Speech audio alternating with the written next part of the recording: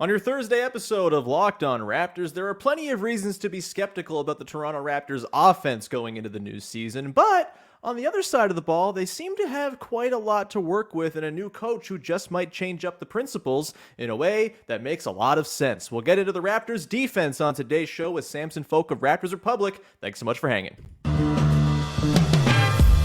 You are Locked On Raptors, your daily Toronto Raptors podcast, part of the Locked On Podcast Network, your team every day. Hey, what's going on? And welcome to another episode of Locked On Raptors, part of the Locked On Podcast Network, your team every day. It is Thursday, October the 5th, and I'm your host, Sean Woodley. Been covering the Toronto Raptors now, going on 10 seasons on various platforms. You can find all my work over on Twitter at WoodleySean. If you're still using that website, you can also find the show on Instagram at Locked On Raptors. And of course, the place to be, the place to get my thoughts on the team and whatnot during games, during the preseason, is of course the Locked On Raptors Discord server. The link is in the description of the podcast. Come hang out. We got over 200 sickos in there just like you, talking ball. It's, I think, going to be a really cool place to be throughout the season. So come hang out. It's free to join and all that. We got fantasy leagues booting up and all that. So come hang out. Would love to see you in the Discord. Today's show is brought to you by our friends over at FanDuel Sportsbook, the official sportsbook of Locked On. Make every moment more. Right now, new customers can bet $5 and get $200 in bonus bets guaranteed. Visit FanDuel.com/LockedOn to get started. As always, you can find the show for free on your favorite podcast apps. Please go do that. Subscribe, rate, review, tell a friend. We're on YouTube every day as well. If you want to go catch the video version of the feed and look at my mug as well as the mugs of my better looking guests, one of whom is on today's show. It is Samson Folk of Raptors Republic, just doing the Lord's work already in the preseason, digging into every single Scotty Barnes pick and roll and writing about it. He is an essential cover on the Toronto Raptors, and I'm thrilled to have him here. Samson, I'm sorry you're wearing a Blue Jays hat. I think you're doing some sort of meta commentary or something, but how are you, buddy? Doing good. Hanging in. I did watch that game. It was supremely disappointing, but it wasn't like last season. I know everybody kind of made this point. Maybe I'm belaboring it, but the season itself had kind of a general malaise to it that seeing them not score runs, you're just like, oh, I guess this was one of the more likely outcomes. And then they just didn't score runs. So them's the breaks. Speaking of general malaise, I think you could sort of apply that term to the Toronto Raptors last season, and the hope is that malaise will be lifted going into this year with new coach Darko and some new principles, a couple new faces. Of course, plenty of weirdness hanging over the team still as it relates to its best player. You, of course, on Media Day were doing a great job digging to the core of that whole conundrum and not getting a whole lot in the way of answers. But with the lack of answers, I think we kind of got some answers. Anyway, we're not here to talk about Pascal Siakam and Masai Ujiri and their weird stuff going on. We're here to talk about defense, baby. A thing that I feel like hasn't been talked about a whole lot as it relates to this team. It's been a lot of Darko ball, 0.5 offense. They're going to change the game. Scotty's going to have the ball in his hands a bunch. And the offense, I think, has been the focus of a lot of the discourse around the team. I happen to be extremely bullish on this defense, and I wanted to get you on the show because you're smart, and you can either confirm or turn down my thoughts and all that good stuff. So, Samson, we're going to spend today diving into the defense, sort of what to expect when it comes to the changes we'll see from Nick Nurse ball to Darko Rajakovic ball. We'll dig into some of the individual players and sort of growth areas for these guys that might be pretty essential to what they want to do on defense. We'll talk about high-end and low-end outcomes. But let's get in first to sort of sizing up what this team is going to look like defensively. I asked Darko on Media Day about whether or not there will be any sort of changes from the very aggressive style of defense over the last couple of seasons, which I think most people got pretty tired of by the end, including the players themselves, on account of it being a very difficult style of defense to run for 48 minutes over 82 games. A lot of just depending on length and precision and closeouts to overcome extra help and all this stuff. We know the deal. We've talked about the Nurse defense for ages. What are you hoping to see? Darko talked a lot about defending the paint, shutting down corner threes, something the Raptors did not do very well last season at all. We can get into some of those numbers, but what are you hoping to see, I guess, before we dive into what we will see from this Raptors defense going into 2023-24? I think the most encouraging thing that we saw collectively was that this already happened to some degree. Yeah. You know, personnel drives success more than coaching does. There's a reason why player contracts are exorbitant and coaches make great money, of course, too, but teams spend their money on the court typically.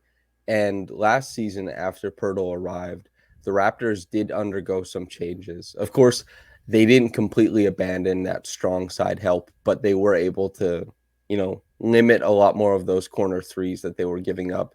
They completely took away the paint. And those two tenets are going to be very strong aspects of Darko's defense, self-professed.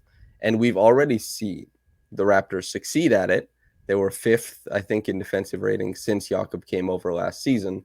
And so, and I'm sure Fred, as far as off-ball defense from a guard, had a nice stretch, once Jakob was there. But losing Fred and instead putting, for example, Gary Trent into the starting lineup instead of him, if you're saying who knows how that works offensively, it might not work that well offensively. In fact, last year it was in the 1st percentile for points per possession, but the 97th percentile as a defense. Those guys got a lot of stops.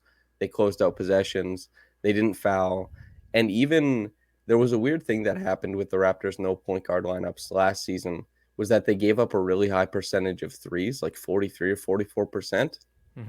I mean, is that sustainable? It's weird luck. Probably not. I think that's the same way that when the Raptors were riding high in the early Nurse era, they had this weird variance where they really did affect 3-point percentages.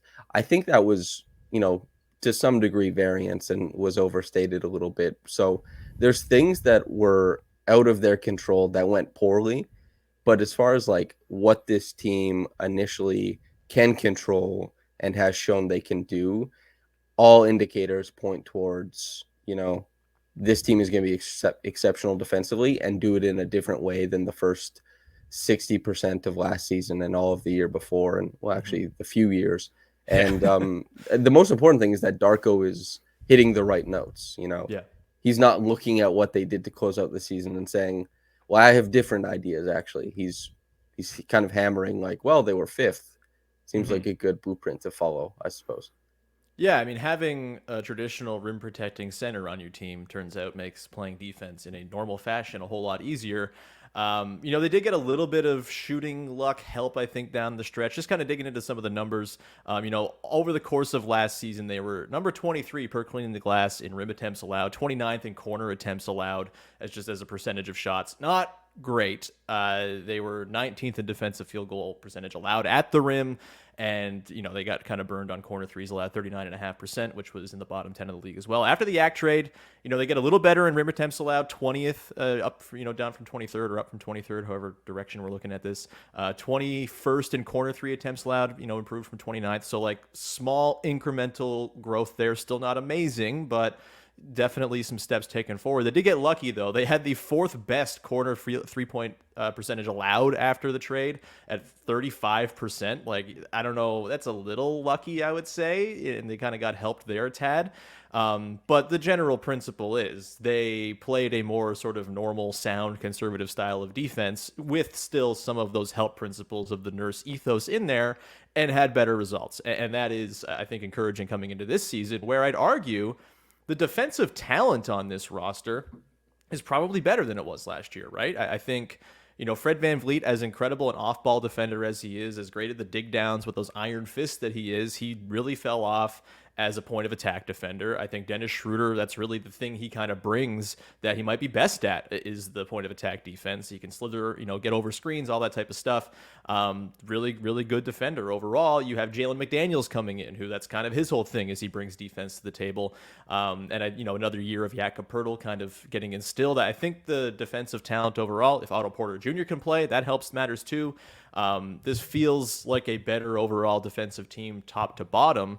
And, we'll get into some individual guys who I think their, micro skills on defense are going to become very important here. But to me, this seems like a team with enough defensive talent top to bottom. And as far as like changes from last year to this year, the thing I'm hoping to see is they just kind of trust that talent, right? It felt like last year, the way they played defense before the Yak trade was so yes, they needed to in some ways because of their lack of true rim protection and all that, but also it just felt like kind of a hat on a hat. It's like you have OG Anunoby, you have Precious Achua, you have really good on-ball defensive players. Why are you sending all this extra help when maybe it's not all that necessary and getting, ruined by a barrage of role player corner threes?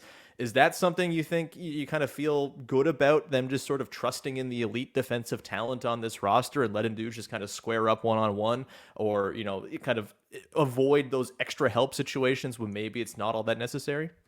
That's an interesting thing about NBA defense is when you have a lot of variance from, your 1, 2, and 3 high volume point of attack defenders is like you have to, as a team, have these defensive principles that you enact and you follow through.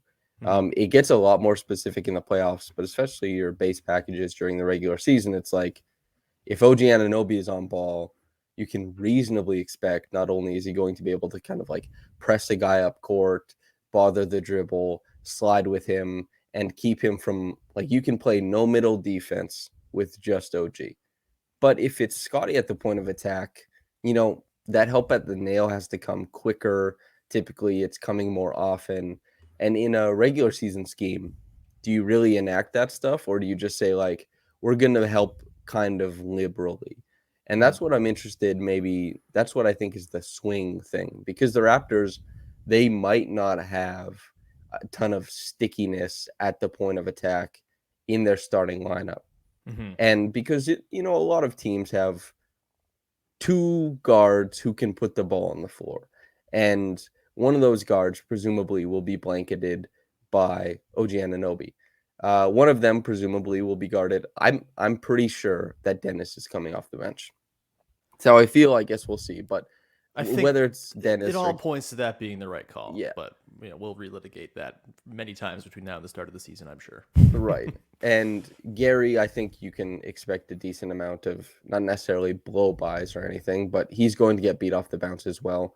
I am really interested to see if they really treat Jakob like we funnel to this guy. Yeah. Like we close in and we have like a lot of length at the nail.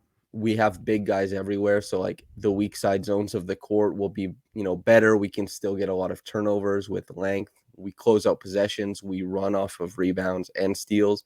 Like all that stuff should stick and be pretty easy. I just wonder how much they look to funnel and how much they look to rotate. And those two things are fairly different. And we don't really know that yet. And I think that's how well that goes could make it from like, oh, this is a top 12 defense that is pretty disappointing because like considering their defensive talent versus, maybe hitting the roof where it's like a top 3 defense. They certainly have the talent on the roster and the size. Size in the regular season for defense is a super big deal. And so that's the biggest swing factor I think I'm going for. But OG himself, obviously, is one of the best point of attack defenders in the league. So they're very lucky there. No doubt. We'll come back on the other side. I want to get into Scotty Barnes individually because I think his growth or lack of growth as a defender is going to have a whole lot to say about how good this defense can be, whether it is that top 12 or top 3 defense you just kind of laid out. I also want to get into the relationship between the defense and the offense. Of course, the last couple seasons, the defense has been a driver of the offense, and they've kind of hunted steals by design and with intention. We'll get into that and whether or not that could affect the overall potency of the offense if they're going to be more conservative this year coming up in just a sec. Before we do that, however, got to tell you about our good friends over at FanDuel, the #1 sports book in all the land. You got to go check them out right now because right now is the best time to get in on the NFL season with FanDuel, America's #1 sports book. Right now, new customers get $200 in bonus bets guaranteed when you place a $5 bet. That's $200 in bonus bets, win or lose. If you've been thinking about joining FanDuel, there's no better time to get in on the action than right now. And it's not just football, of course. You've got your weekly games both in college and in the NFL, but you've got the WNBA finals. You've got the, of course, NBA season starting up. You want to do some futures bets, things like that. NHL season, the MLB playoffs are going on. I don't know, I'm not watching any more of the baseball playoffs now that the Blue Jays are out because that's how sour I am right now.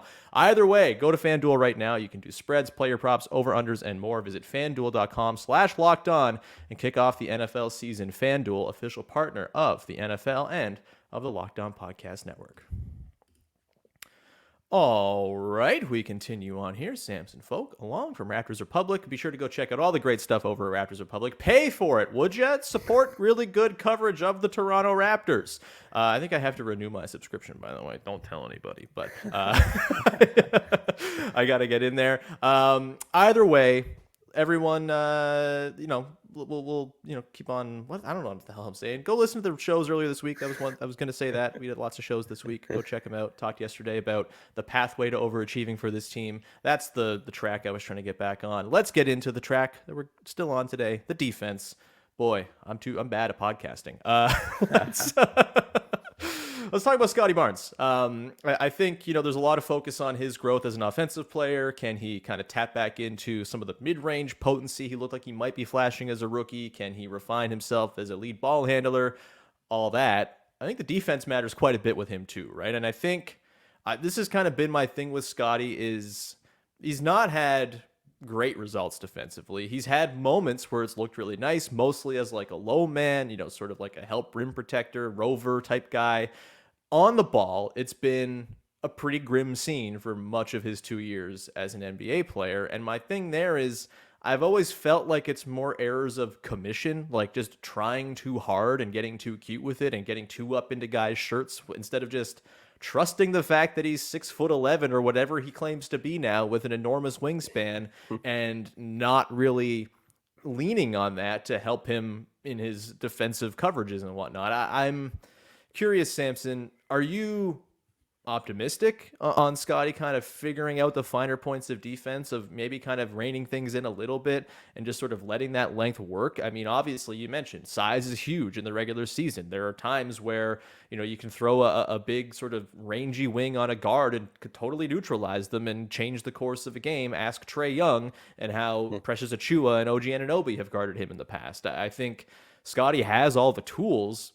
Do you think he, obviously there's like metaphysical stuff here, does he have the hips to slide and all this stuff, but where are you at with Scottie and his potential to kind of tap into more on the defensive end? Because if he's going to be the lead ball handler in a lot of these situations, you would assume, Gary Trent Jr. will get some run against opposing guards, but you'd assume Scottie's going to get that job a whole lot as well. It's just going to be necessitated by the fact that he's out there with the guys he's presumably going to be starting with. Where are you at as far as your optimism level for Scottie of sort of figuring things out defensively in a way he hasn't quite as an on-ball guy in recent years? Yeah, I'm very interested for it. I hope that Pascal Siakam is higher on the checklist for like put a guy on a guard, especially since Siakam is much better at screen navigation. Sure. And Scottie, I think, is just as well as maybe not quite where Siakam is. He's so much younger. He hasn't been in the league as long as a help side. But I think people would be really encouraged by Scottie's defense if there wasn't like a slew of snake oil sales immediately upon being drafted. Everyone's like, oh, this is a 1 through 5 defender. Every scout I talked to was like, that's completely unreasonable.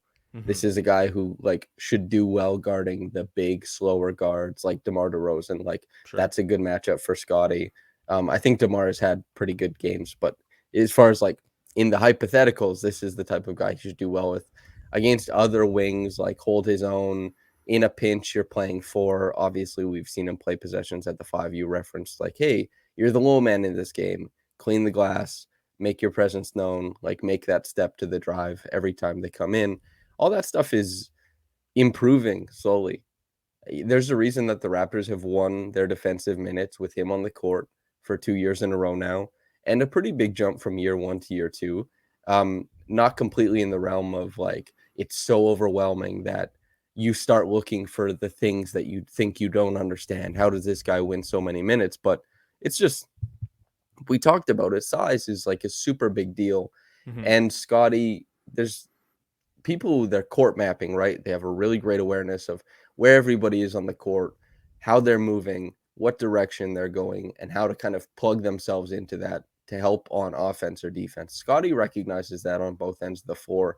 And Scottie makes big mistakes on defense. During the rookie season, a lot of it was like just no peel. If he was supposed to next, for example, like they're running next to the point of attack, like he just doesn't make that rotation and the guy starts moving over to his check and there's a guy coming straight down the lane. He's a rookie. you know? And also because, as you said, these errors of commission, not omission, is that Scotty thinks he's guarding the starting point guard for Gardner-Webb University instead of like De'Aaron Fox, right? Yeah. He can't stick with most guards in the NBA. At the end of a possession, really aggressive defense, provided you're not fouling a jump shot, is really good because you can pressure dribble and try and force passes, particularly long ones, to create, these turnovers to run out on, which we'll obviously talk about. All that stuff is really good. It's just early in the clock, Scotty making these decisions as a defender that sends guys downhill and puts the defense in rotation with a lot of clock to churn so they can do side top side action, so they can swing and kick and punch and like punch gaps. It's not good. He doesn't have a ton of success at the point of attack. And I don't think he will with the types of guys that he's professed and said he likes and enjoys guarding. I don't think that's going to be a huge deal. But that doesn't mean he's not a positive defender. That doesn't mean he can't do it in a pinch at the back end of the shot clock. That doesn't mean he can't grow into like a very effective nail defender. He cares about defense, which is a big deal. That's a lot of the battle, especially when you have such, overwhelming physical tools. He cares and he understands defense, I think, right? Yeah. Yeah. And a big thing too is like, does he help out on the glass? When he sticks an arm in there, is it meaningful to somebody? Like, is he a toothless help defender? No.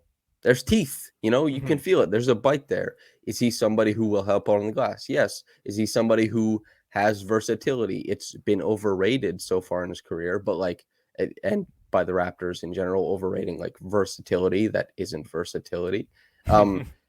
It's a bunch of really great indicators, and that's what really drives it. And especially like doing the Al Horford thing would be what really takes him to the next level, where it's like, oh, I take one step where most guys take two steps because I read the floor really well and I'm beating guys to spots with like proficiency.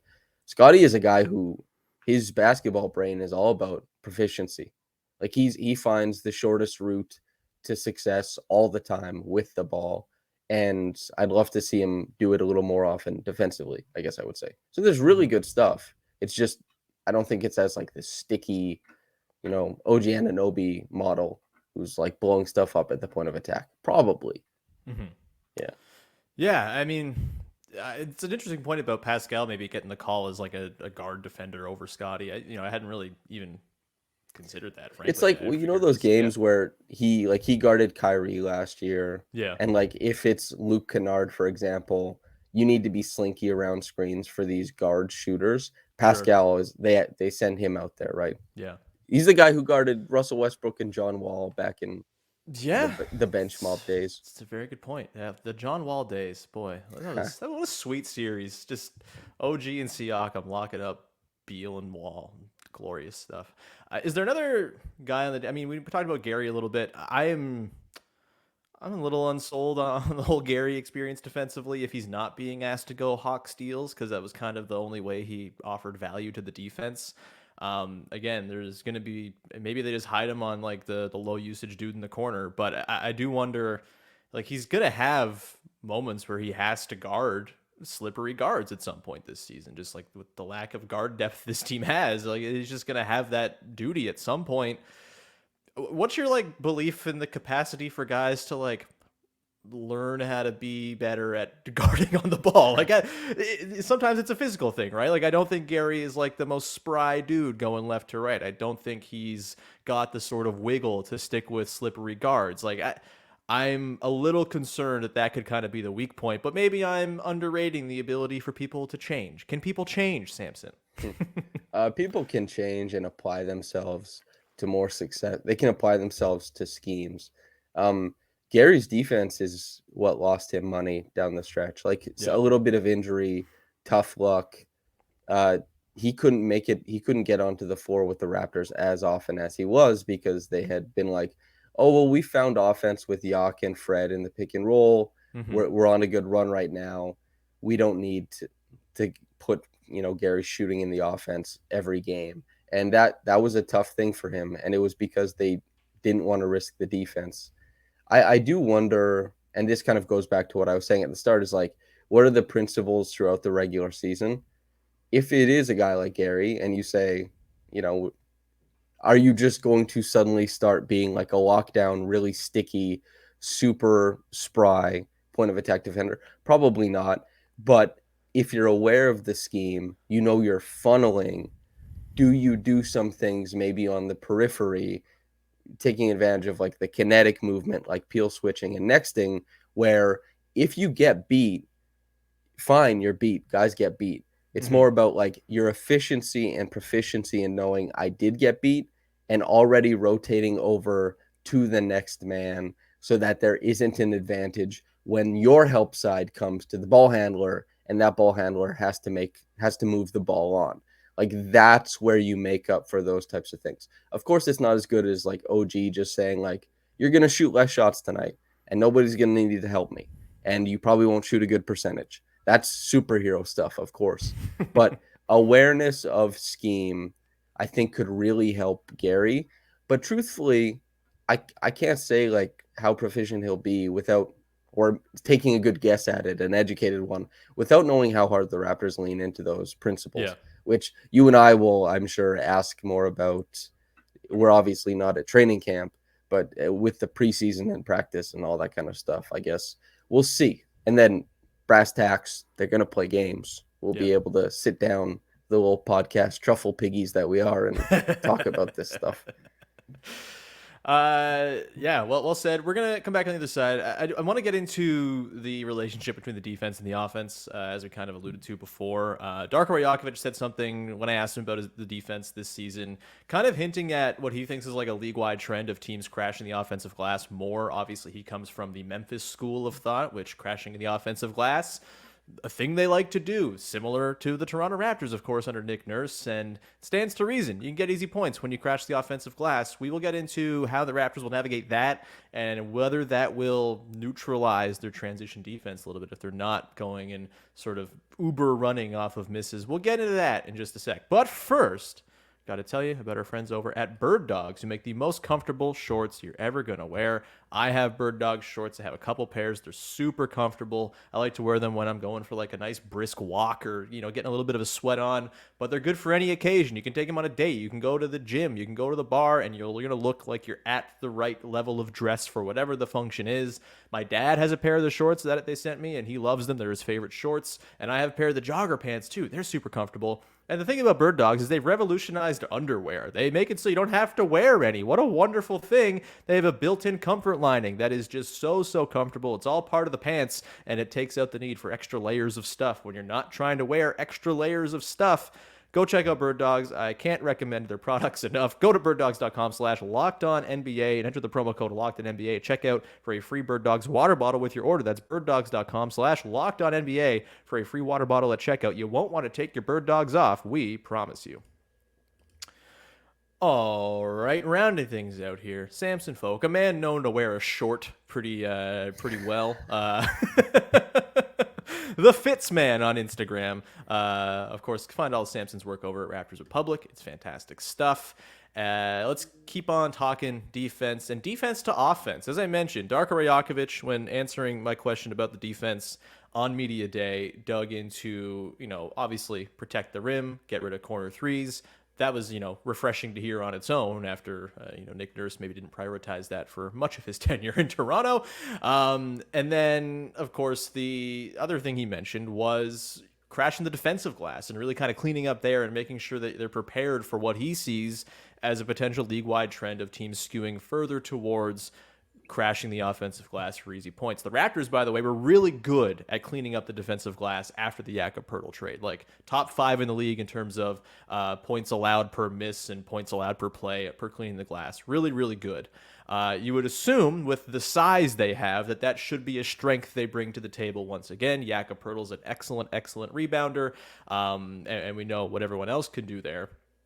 I'm curious, though. We saw last year such a big driver of the Raptors' offense, with their half-court offense being so anemic, was they had to get steals, they had to get on the run, and this is why they emboldened Gary to be so, gamble forward and all this type of stuff.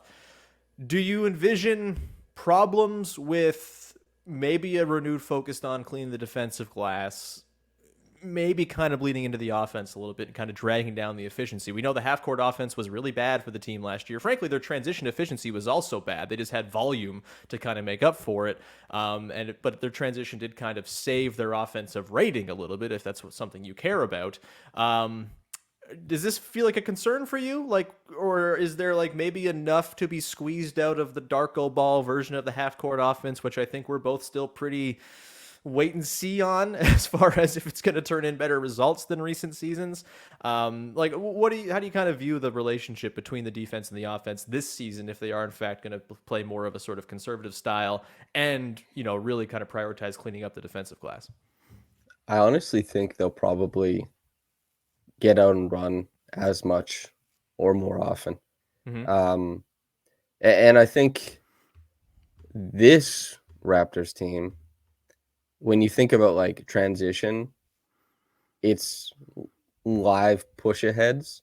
With Scotty, a lot of the time it was those spray passes up the court, but Scotty wasn't that often the guy directing what happens in transition.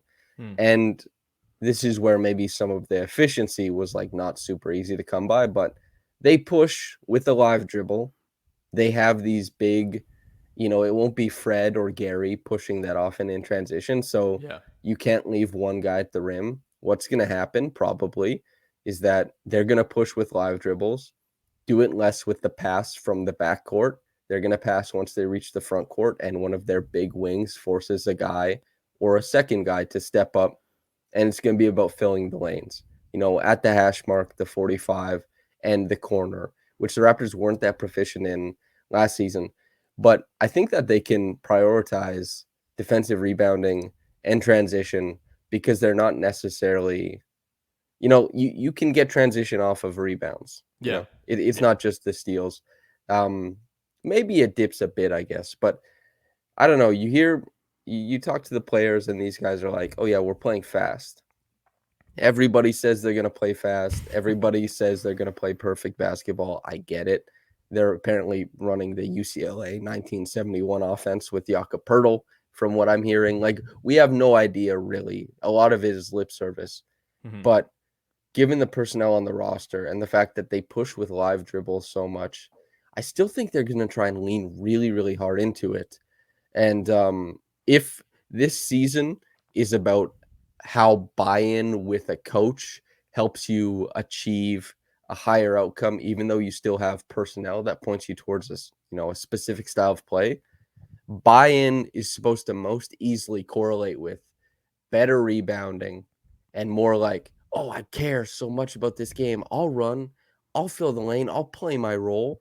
And two effort aspects of the game, the rebounding and transition, if you can navigate hey, we play more conservative in some sense, but we don't let it dip because we care so much, we try so hard for our coach, run through a wall for that guy. I think those are the two aspects of the game that it would be easiest to show up in if you were the optimist. Yeah, I'm actually with you too. I think running off of rebounds will be easier for this team than some. Fred VanVleet brought a lot to this team, and they're going to miss his pull-up shooting and a lot of the things he brings to the table. They will not miss his transition operation, I don't think. Right. That was really the downside of what he was doing, and a lot of Gary Trent Jr. just kind of dribbling into nothing as well.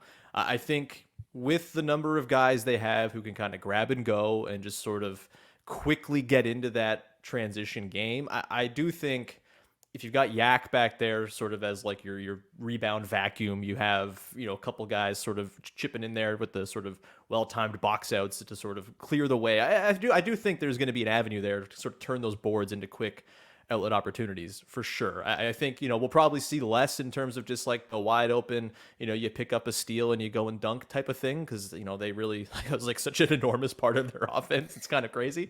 And so there'll be a different style of that, but I do think it will, the sort of grand scheme of sort of compromising some of those extra steals. I don't think they're going to lead the league in steals again necessarily. Right. And they led by a mile. I don't think we're going to see that, but the trade-off is a defense that A, probably taxes your guys less.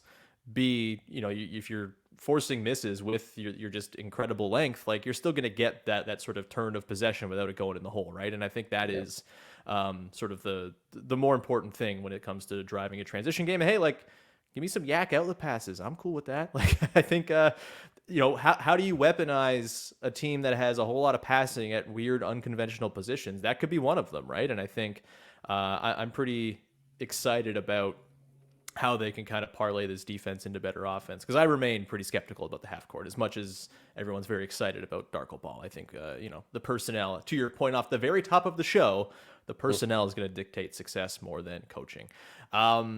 Quick, like, for this defense, they sort of guess, obviously you're just putting you on the spot here. You got to do it. It's a podcast. We got to get like hot takey and have declarative statements. What do you envision as sort of like the high and low end outcome for this team? Like, everything goes wonderfully. Maybe we said that 12th, third, like that feels like kind of the range. So where do you actually expect them to kind of end up? Are you sort of more on the bullish end? Do you think this is a team that can kind of set a pretty high floor for itself by being in that top 5 range? Do you think, maybe it's something where it's going to take more time than we want to see, and it might be a bit of a slower adjustment? Where are you at as far as the overall sort of how this defense nets out? I think there's 2 outcomes in my mind. There's they play really good defense and the offense is better than expected. Now, better than expected could just be like 24th in half court, right? And if the offense is even 24th in half court, I think that they'll kind of be kicking the tires on maybe being a playoff team. And that means that they're going to care throughout the full season. There's no shakeup or anything like that. I think they would finish 4th defensively. Okay. Yeah. If the offense is completely untenable, I think that something happens that at the end of the season, they're like 8th or 9th. Yeah. This is the optimistic stance. Yeah. Yeah, I would love to watch them play really good defense for a full year, not bits and pieces, which is the past couple seasons. 8-minute stretches of it's all working. This is the utopia. It's been discovered. Yeah. I'm excited for perhaps a little less. What's that short story? It's like there's a utopian society, but in the middle of it, there's like a small child who's been, enslaved and imprisoned, and then his imprisonment is what allows, through some, magic, his imprisonment is what allows for the utopia. That's like the minutes per game is like, you guys are crazy, is the kid. And, can they achieve the utopia without killing everybody, all the time? I guess we'll see. Yeah, we'll leave on that literary note. I was going to ask you about Christian Coloco, but we can talk about that at another time. Not having him might hurt those bench lineups, of course. He was like instant 90 defensive rating when he stepped on the floor last year, Yeah. Which was pretty fun. But we can examine that another time. Samson, thanks so much for hanging out, man. This is great. As always, you make the show smarter, and I appreciate that deeply. Do you have anything you want to promote for the good people out there? I know you do. Just Raptors Republic. It's an important part of the Raptors media landscape. We're trying to bump up the subscribers this year. I think that, the paywalled stuff is mine and Lewis's writing. And if you want to know the analysis of how the Raptors succeed and fail at things, last year, if you were subscribed, you would have known everything you needed to know. You will know everything you need to know this season. So just subscribe over there. We're proud of our work, and that's the pitch, I suppose. You should be, because it's great. Everyone, go subscribe to Raptors Republic and read all the wonderful writers over there. Our pal Jamar Hines, who's on the show every other week, is the game recap king over there. So go support. You can find me at Woodley Sean on Twitter. You can follow, subscribe to, rate, and review the show for free wherever you get your podcasts and on YouTube. Get those little notifications so you never miss an episode. We'll be, of course, daily all the way through the entire NBA season. Probably a little more this year in terms of like quick game recap stuff as well, as things are happening, just to sort of give you a little extra content too. Again, we're all the little truffle piggies at the trough, and we're just trying to make sure that trough is stocked with that sweet content. But with that, we will leave it for today. We'll be back again tomorrow, hopefully to talk about Toronto WNBA expansion. Fingers crossed. We'll see with Chelsea late. If not, we'll have Chelsea on. It'll be awesome anyway, but fingers crossed on the WNBA expansion. There's some whispers as we record here today, so we'll see. But either way, thank you so much for tuning in. We'll talk to you Friday. Thanks for hanging. Bye-bye.